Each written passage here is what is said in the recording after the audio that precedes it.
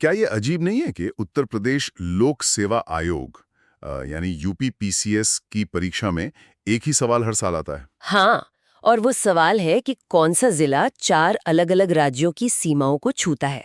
बिल्कुल। और यही एक सवाल हर साल हजारों होनहार छात्रों को रेस से बाहर कर देता है। मतलब जब हम एक साधारण नक्शे को देखते हैं तो वो महज कुछ रंगीन रेखाओं का जाल लगता है। पर परीक्षा के नजरिए से देखें तो वो हर एक रेखा, हर एक सीमा एक बहुत ही गहरी पहेली है। सही कहा। और आज के इस डीप डाइव में हम इसी पहेली को सुलझाने वाले हैं। हमारा मिशन एकदम स्पष्ट है। यूपीपीसीएस और यूपीएसएससी परीक्षाओं के लिए यूपी स्पेशल के उन छिपे हुए तथ्यों का विश्लेषण करना जहां अक्सर सबसे बड़ी गलतियां होती हैं। और इन गलतियों से बचने का सबसे प्रभावी तरीका है जानकारी को सही से व्यवस्थित करना। परीक्षार्थियों के लिए बहुत बड़ी चुनौती होती है कि वे इतने विशाल सिलेबस को बिना भ्रमित हुए कैसे याद रखें। हाँ, भूलने का डर तो हमेशा रहता है। बिल्कुल। तो इसीलिए आज हम इस ऑडियो क्लास में एक बहुत ही रोचक मनोवैज्ञानिक तकनीक का उपयोग करेंगे। इसे मेंटल पीपीटी कहा जाता है। इसमें हम पूरी जानकारी को अलग-अलग रंगों की थीम वाली मेंटल स्लाइड्स में बांटेंगे। ओह, ये तकनीक तो काफी दिलचस्प लग रही है। तो क्या इसका मतलब ये है कि हम तथ्यों को रटने के बजाय उन्हें एक डिजाइन के रूप में अपने दिमाग में देख पाएंगे? एकदम सही। हम हर विषय को एक रंग देंगे। जैसे राज व्यवस्था और प्रशासन के लिए हमारी स्लाइड नीली होगी, यानी ब्लू। अच्छा, और भूगोल के लिए? जब हम भूगोल और सीमाओं की बात करेंगे तो स्लाइड का रंग हरा हो जाएगा। इतिहास और संस्कृति के लिए हम भूरे रंग की कल्पना करेंगे और अंत में अर्थव्यवस्था और परीक्षा रणनीति के लिए बैंगनी रंग की स्लाइड होगी। Purple slide. सही है। हाँ, दिमाग में इस तरह बोल्ड टाइटल्स और बुलेट पॉइंट्स की कल्पना करने से होता क्या है ना कि परीक्षा के दबाव वाले माहौल में भी सही जवाब आसानी से याद आ जाते हैं। तो चलिए बिना समय गंवाए इस भ्रम के भंवर को डिकोड करते हैं। परीक्षार्थियों के लिए ये अपनी मेंटल स्क्रीन को ऑन करने का समय है। हमारी पहली स्लाइड नीले रंग की है। Blue slide. हाँ, जिसका बड़ा और बोल्ड टाइटल है राज्य का गठन और राजकीय प्रतीक। अगर हम राज्य के नाम के इतिहास को देखें तो मतलब ये हमेशा से उत्तर प्रदेश तो नहीं था। नहीं, बिल्कुल नहीं। आज़ादी से पहले की बात करें तो इसे आगरा और अवध का संयुक्त प्रांत कहा जाता था। अंग्रेजी में कहें तो United province of Agra and Awadh. सही कहा। ये नाम अपने आप में इस क्षेत्र के दो बड़े सांस्कृतिक और राजनीतिक शक्ति केंद्रों को दर्शाता था। लेकिन आज़ादी के बाद एक नई पहचान गढ़ने की आवश्यकता थी। इसलिए 24 जनवरी 1950 को इसका नाम बदलकर उत्तर प्रदेश कर दिया गया। और ये तारीख इतनी महत्वपूर्ण है कि 2018 से राज्य सरकार ने आधिकारिक तौर पर 24 जनवरी को यूपी दिवस के रूप में मनाना शुरू कर दिया है। बिल्कुल। 24 जनवरी 1950 को नाम बदला गया और इसके ठीक 2 दिन बाद यानी 26 जनवरी 1950 को पंडित गोविंद वल्लभ पंत राज्य के पहले मुख्यमंत्री बने। और उनका कार्यकाल 1954 तक रहा है ना? हाँ, एकदम सही। अब यहाँ एक और बड़ा ऐतिहासिक मोड़ आता है, 9 नवंबर 2000 का दिन। ओह हाँ, ये वो दिन था जब उत्तर प्रदेश के पहाड़ी हिस्सों को अलग करके भारत का 27वां राज्य बनाया गया, जिसे हम आज उत्तराखंड कहते हैं। सही कहा। लेकिन मुझे हमेशा ये लगता है कि ये विभाजन सिर्फ प्रशासनिक नहीं था, बल्कि एक बहुत बड़ा भौगोलिक और सांस्कृतिक विभाजन भी था। हाँ, और इस भौगोलिक अंतर को समझने का सबसे अच्छा तरीका इन दोनों राज्यों के राजकीय प्रतीकों की तुलना करना है। वो कैसे? अगर हम उत्तराखंड के प्रतीकों को देखें तो उनका राजकीय पुष्प ब्रह्म कमल है, जो अत्यधिक ऊंचाई वाले बर्फीले इलाकों में खिलता है। उनका राजकीय वृक्ष बुरांश है, पशु कस्तूरी मृग है और पक्षी मोनाल है। उनका राजकीय खेल भी फुटबॉल है।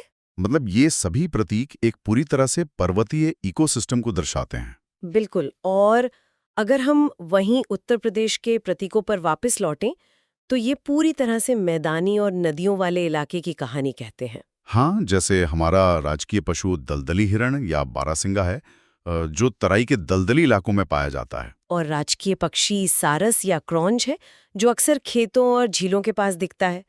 राजकीय पुष्प पलाश या टेसू है, जिसे 2011 में अपनाया गया था। और राजकीय वृक्ष अशोक है। और अगर खेल की बात करें तो यूपी का राजकीय खेल हॉकी है। एकदम सही। इन प्रतीकों के साथ ना भाषा का भी एक बहुत महत्वपूर्ण डिजाइन है जो हमारी इस नीली स्लाइड का हिस्सा है। हाँ, उत्तर प्रदेश की पहली राजभाषा हिंदी है, ये तो सभी जानते हैं। लेकिन परीक्षा में अक्सर दूसरी राजभाषा का वर्ष पूछा जाता है। 1989 में उर्दू को राज्य की दूसरी राजभाषा का आधिकारिक दर्जा दिया गया था। 1989, इसे याद रखना जरूरी है। अब इस नीली स्लाइड के सबसे दिलचस्प हिस्से पर आते हैं, राज्य का आधिकारिक चिन्ह। State emblem. हाँ, एक वृत्त के अंदर 2 मछलियां, एक तीर धनुष और बीच में बहती गंगा यमुना की धाराएं। इसे 1938 में स्वीकृत किया गया था। तीर धनुष तो साफ तौर पर भगवान राम और अवध की संस्कृति का प्रतिनिधित्व करते हैं। और गंगा यमुना का संगम भी स्पष्ट है। बिल्कुल, लेकिन मैं ये सोच रहा था कि ये जुड़वा मछलियां कहाँ से आती हैं? इनका इस प्रतीक चिन्ह में क्या काम है? यह वास्तुकला और इतिहास का एक बहुत ही शानदार संगम है। ये जुड़वा मछलियां लखनऊ के ऐतिहासिक रूमी दरवाजा से प्रेरित हैं। अच्छा। हाँ, इस दरवाजे का निर्माण नवाब आसिफ-उद-दौला ने 1784 में करवाया था। अवध के नवाबों के राजकाज में इन मछलियों को माही मरातिब कहा जाता था। माही मरातिब? हाँ, जो सर्वोच्च सम्मान, समृद्धि और शक्ति का प्रतीक थीं। तो जब कोई इस राजकीय चिन्ह को देखता है तो वो सिर्फ एक डिजाइन नहीं है, उसमें प्राचीन हिंदू संस्कृति, नवाबों की स्थापत्य विरासत और राज्य की सबसे बड़ी नदियों का एक अद्भुत संतुलन है। ये बात सच में इस चिन्ह को देखने का नजरिया बदल देती है। ये राज्य की एक ऐसी प्रोफाइल पिक्चर है जो सदियों के इतिहास को एक छोटे से गोले में समेटे हुए है। बिल्कुल सही कहा। अब हम अपनी मेंटल पीपीटी के विषय को बदलते हैं।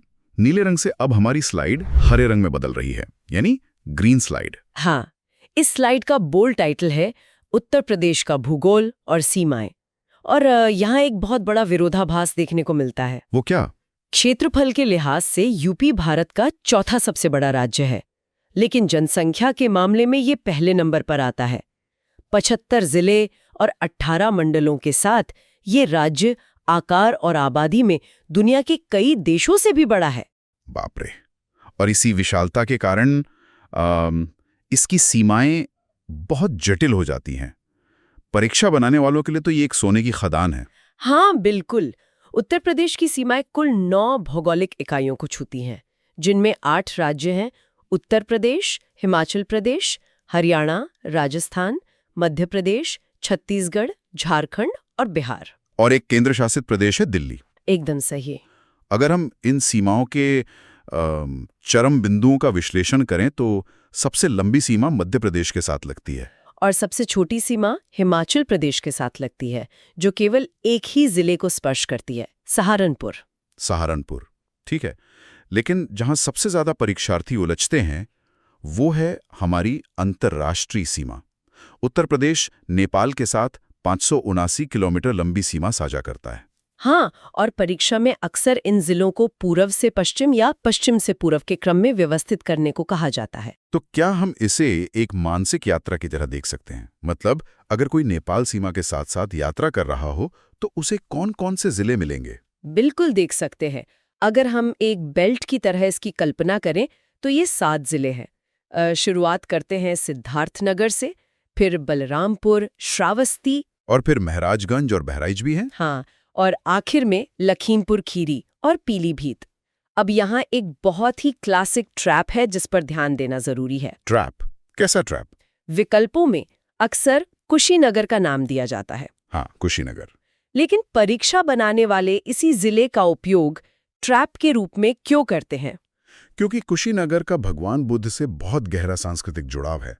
लुम्बिनी, जो कि नेपाल में है, और कुशीनगर के बीच ये सांस्कृतिक संबंध इतना मजबूत है कि छात्रों को लगता है कि ये दोनों भौगोलिक रूप से भी जुड़े होंगे। ओह, मैं समझ गया। हाँ, कुशीनगर नेपाल के बहुत करीब जरूर है, लेकिन इसकी सीमा आधिकारिक तौर पर नेपाल को स्पर्श नहीं करती।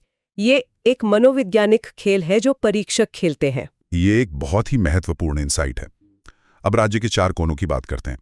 सबसे पूर्वी जिला बलिया है, जो बिहार के भोजपुर, छपरा और सीवान जैसे इलाकों से घिरा हुआ है। और पश्चिमी जिला शामली है, जिसकी एक खास बात यह है कि ये राष्ट्रीय राजधानी क्षेत्र यानी एनसीआर का 23वां जिला भी है। सही बात है। उत्तरी जिला सहारनपुर है, जो 3 राज्यों उत्तराखंड, हरियाणा, हिमाचल से लगता है। और ये अपनी काष्ठकला यानी वुड कार्विंग और दारुल उलूम देवबंद के लिए प्रसिद्ध है। बिल्कुल। लेकिन अब हम उस जिले पर आते हैं जिसका जिक्र हमने शुरुआत में किया था, दक्षिणी जिला सोनभद्र। हाँ, ये इतना खास क्यों है? सोनभद्र भूगोल का एक अजूबा है। ये पूरे भारत का इकलौता ऐसा जिला है जो 4 राज्यों की सीमाओं को छूता है, मध्य प्रदेश, छत्तीसगढ़, झारखंड और बिहार। 4 राज्य? हाँ, और ये क्षेत्र विंध्य पर्वत श्रृंखला का हिस्सा है और खनिज संपदा से पूरी तरह भरा हुआ है। यहाँ कोयला, चूना पत्थर, डोलोमाइट और बॉक्साइट प्रचुर मात्रा में पाया जाता है। मतलब जब परीक्षा में सवाल आता है तो वो सिर्फ सीमाओं के बारे में नहीं होता बल्कि इस क्षेत्र के आर्थिक महत्व को भी परखता है। बिल्कुल। अगर हम इन 75 जिलों के आकार की बात करें तो लखीमपुर खीरी 7,680 वर्ग किलोमीटर के साथ सबसे विशाल जिला है। लेकिन सबसे छोटे जिले को लेकर कई बार विकल्पों में भ्रम पैदा किया जाता है। हापुड़ 660 वर्ग किलोमीटर के साथ सबसे छोटा है। और कभी-कभी हापुड़ ऑप्शन में होता ही नहीं है। हाँ, और यहीं पे क्रोनोलॉजी को दिमाग में रखना जरूरी है। अगर विकल्प में हापुड़ ना हो तो परीक्षार्थियों को पता होना चाहिए कि भदोही, जिसे संत रविदास नगर भी कहते हैं, 1015 वर्ग किलोमीटर के साथ दूसरा सबसे छोटा जिला है। और इसके बाद गौतम बुद्ध नगर का नंबर आता है जो 1282 वर्ग किलोमीटर का है। सही कहा। गौतम बुद्ध नगर की बात चली है तो एनसीआर पर भी चर्चा कर लेते हैं। शामली का तो हमने जिक्र किया ही। कुल मिलाकर यूपी के 8 जिले एनसीआर का हिस्सा हैं। मेरठ, मुजफ्फरनगर, गाजियाबाद, गौतम बुद्ध नगर और बुलंदशहर, बागपत, हापुड़ और शामली। हाँ, गौतम बुद्ध नगर, जिसे हम नोएडा के नाम से जानते हैं, वो 1997 में बुलंदशहर और गाजियाबाद के कुछ हिस्सों को काटकर बनाया गया था। इसका फुल फॉर्म ही है new Okhla industrial development authority. बिल्कुल, और ये हमारी हरी स्लाइड का एक बहुत अच्छा समापन है। हमने सीमाओं और भौगोलिक आकारों को समझ लिया है। अब हम अपनी मेंटल पीपीटी की तीसरी स्लाइड की ओर बढ़ते हैं, जिसका रंग भूरा है। हाँ, ब्राउन स्लाइड। ये इतिहास, संस्कृति और उन प्राचीन नदियों की स्लाइड है जिन्होंने उत्तर प्रदेश की सभ्यता को आकार दिया है। ये मेरा पसंदीदा विषय है। जब हम इन नदियों को देखते हैं तो ये सिर्फ पानी के स्रोत नहीं है, ये प्राचीन काल के एक्सप्रेसवे थे। बिल्कुल, इन्हीं के किनारों पर शहर बसे और संस्कृतियां फली फूली। जैसे गोमती नदी को ही ले लीजिए। इसके तट पर लखनऊ, जौनपुर और लखीमपुर खीरी जैसे महत्वपूर्ण शहर बसे हैं। और यमुना नदी के किनारे आगरा, मथुरा और कौशाम्बी स्थित हैं। आगरा का उदाहरण बहुत ही सटीक है। यमुना नदी के कारण ही मुगल काल में आगरा एक वैश्विक शक्ति का केंद्र बन सका। नदी से व्यापार और परिवहन होता था।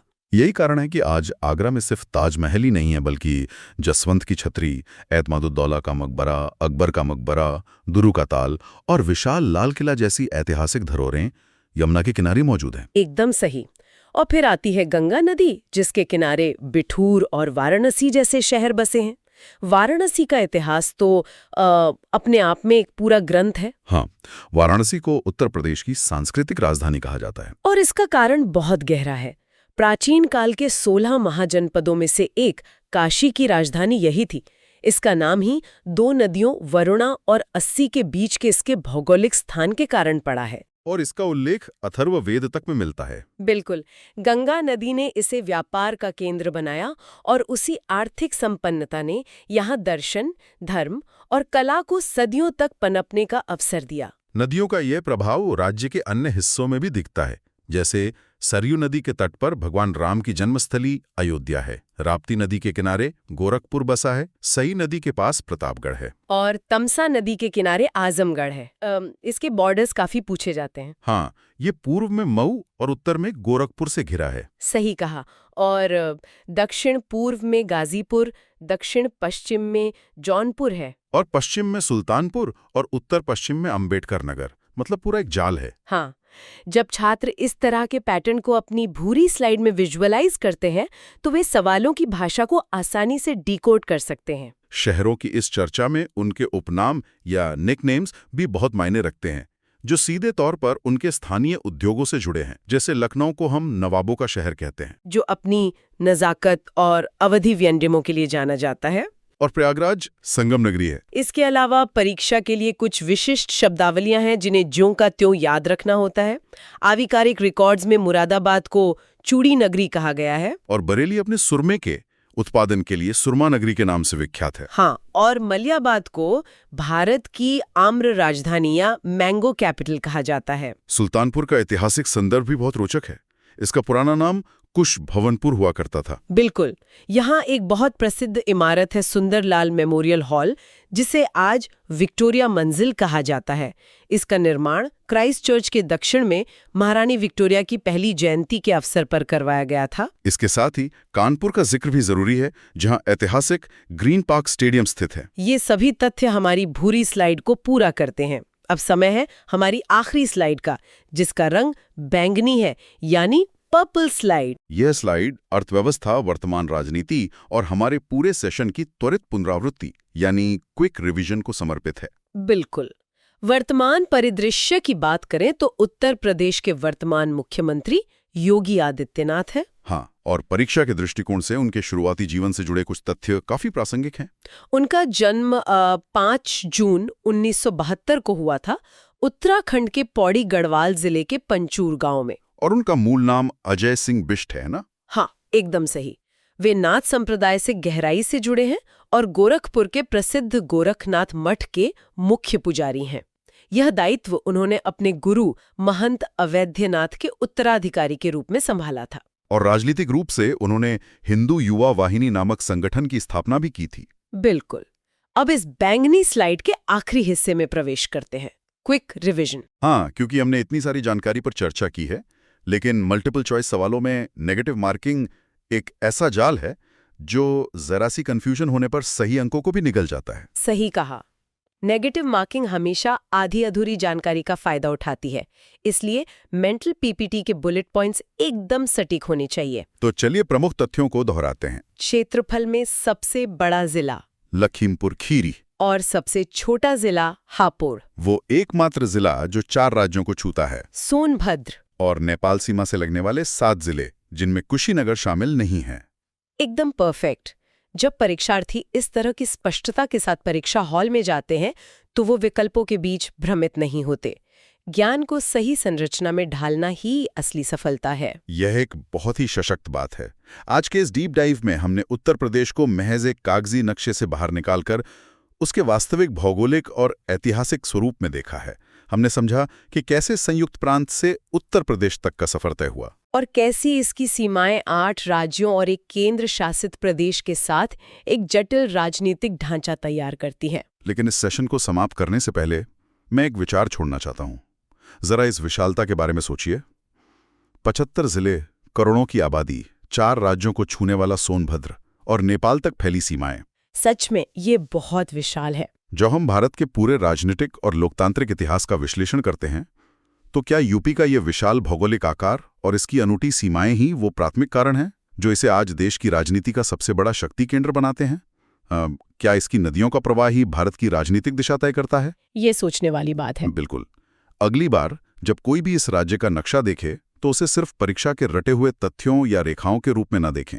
इसे शक्ति, संस्कृति, अर्थव्यवस्था और इतिहास के एक जीवंत दस्तावेज के रूप में देखें जो लगातार आकार ले रहा है।